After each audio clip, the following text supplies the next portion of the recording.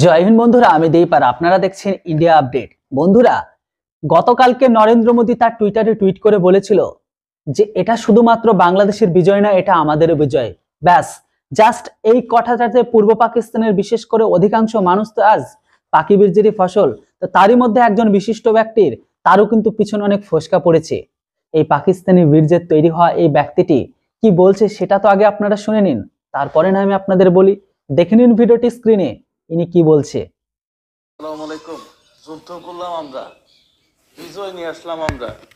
এদিক দিয়ে নরেন্দ্র মোদী পোস্ট করলো যে এটা তাদের উৎসব, তাদের সৈন্যবাহিনী যারা ছিল তাদেরকে অ্যাপ্রিসিয়েট করছে। এই যে 16ই ডিসেম্বর, এই যে বিজয়, এই বিজয় আপনার আমার না, এই বিজয় হইতেছে নরেন্দ্র মোদীর। তাহলে এই যে ভাতিজা লোক পাঠাইলো বাংলাদেশে, বলল যে সম্পর্ক ভালো চাই, এই সেই, এগুলা শুধু শুধু আইওয়াস, এছাড়া আর কিছুই না। 30 লক্ষ রক্তের বিনিময়ে দেশ, বুঝিয়েন, 30 লক্ষ শহীদ, বুকের তাজা রক্ত দিয়ে শহীদ, এই দেশ বিজয় অর্জন করছে। এটাকে নরেন্দ্র মোদী বলতেছে, ভাতিজা বলতেছে এই বিজয় আমাদের। তাহলে বোঝেন যে কতটুকু নিমো হারাম হইলে এই ধরনের কথা বলে। হ্যাঁ, আমরা মানতেছি ইন্ডিয়া যদি আমাদেরকে ওই সময় সাপোর্ট না করতো, আমরা হয়তোবা পাকিস্তানের সাথে যুদ্ধে জিততে পারতাম না। এর মানে তো এই না যে এই বিজয় নরেন্দ্র মোদীর। কতটুকু মানে গোবর খাওয়া মাথা হইলে এই কথা বলে। চিন্তা করা যায়, একজন দেশের প্রেসিডেন্ট। ধিক্কার জানাই, এই দেশ বাংলার মানুষ স্বাধীন করছে, এই বিজয় বাংলার মানুষের। তো বন্ধুরা, এদের ধিক্কারে আমাদের বাল ছেড়া যায়। এই বেজন্মার বাচ্চা এত বড় কথা বলছে যে আমাদের নাকি কোনো অবদান নেই। মনে আছে সেই দিনের কথা? এদের মনে থাকারও কথা নয়। ইতিহাস তো এরা কখনো পড়ে না।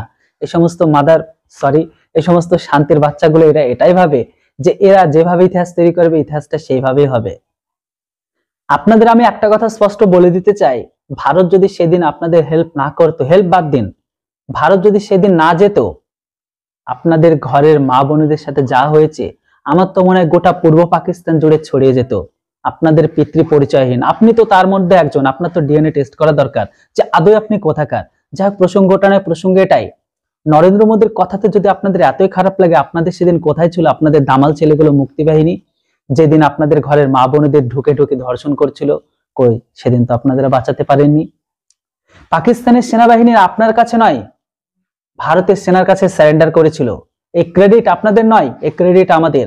আমরা যদি সেদিন না যেতাম বা আমরা যদি না গেতাম, আপনাদের দেশ 9 মাস কেন 90 বছরের স্বাধীনতা আনতে পারতো না। আর আপনারা তো জাতিটাই তো গাদ্দার। এই জন্য আপনাদের আগেও বলেছি, আপনি তো ইসলাম পড়া গ্রহণকারী টেররিস্টের বাচ্চা। আপনাদের মানসিকতায় বা খুনে রয়েছে গাদ্দারি। এটা আপনার দোষ নয়, এটা আপনাদের জেনেটিকগত দোষ। ওই যে বলেছিলাম না যে ইসলাম আর টেররিস্ট একই মুদ্রা, রিপিট আর রিপিট। আপনারা যে পাতে খাবেন সে পাতে ফুটো করবেন। আপনাদের ভালোভাবে বলার কথা দিন শেষ। আপনাদের যদি এতটুকু যদি লজ্জাবোধ বা এতটুকু যদি মান সম্মান বোধ থাকতো, তাহলে এই সমস্ত কথাগুলো বলতেন না।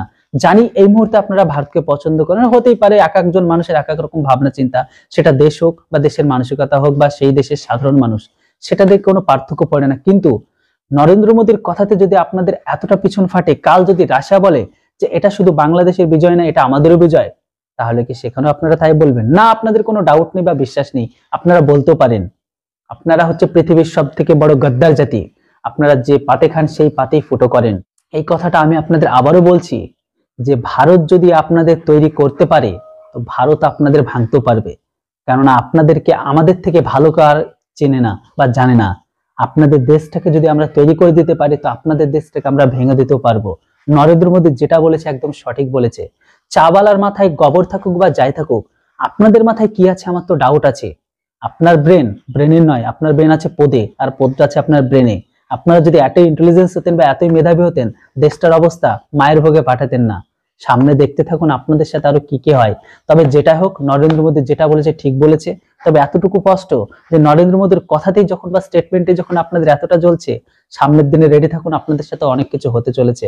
আর আপনার বিশেষ করে আপনাকে বলতে চাই, মানসিকতা চেঞ্জ করুন, কেননা সব জায়গায় ধর্ম আর ওই নিজেদের ইতিহাস তৈরি করে সবকিছু করা হয় না। কেননা যখন ইতিহাসের কথা আসে তখনই 1971 সেই ছবিটা সবার সামনে তুলে ধরা হয়। কেননা সেই দিন ভারতের সেনার কাছে পাকিস্তানের যে সেনাবাহিনী তারা সারেন্ডার করেছিল, কোনো মুক্তি বাহিনীর কাছে নয়। মুক্তি বাহিনীকে আমরাই তৈরি করেছি। মুক্তি বাহিনীকে অস্ত্র থেকে ট্রেনিং থেকে শুরু করে তাদের গোলা বারুদ রসদ সবকিছু আমরাই দিয়েছিলাম।